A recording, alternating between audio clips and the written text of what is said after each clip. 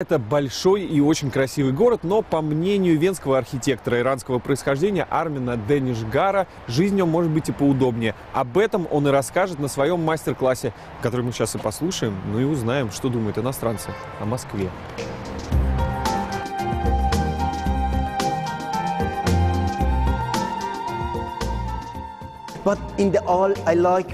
Я люблю Москву за все, что в ней есть. За авангард, за дом Моссельпрома, за музей архитектуры, за позитивную энергию, за то, что все эти вещи соединяются вместе и рождают прекрасный город.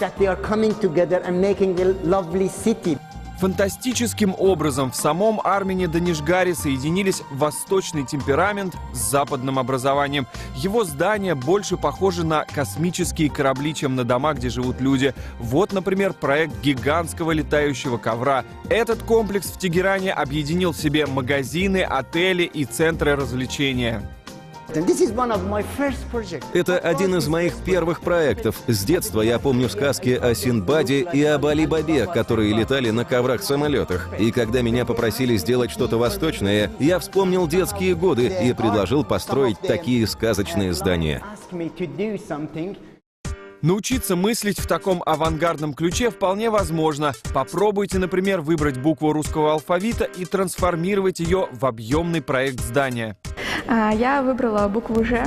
Она у меня с детства ассоциируется с пауком. Я трансформировала эту идею, я поместила сверху паука, в виде буквы «Ж», а остальные грани сделала в виде паутины, и даже поместила здесь маленькую первую жертву в виде мухи. Представленные на выставке проекты действительно интересно разглядывать даже мне, простому горожанину, далекому от архитектуры. Я бы сказал, что это смело. Архитекторы предлагают возводить новый город над старым, соединяя несоединимое, традиции Востока и европейское понимание.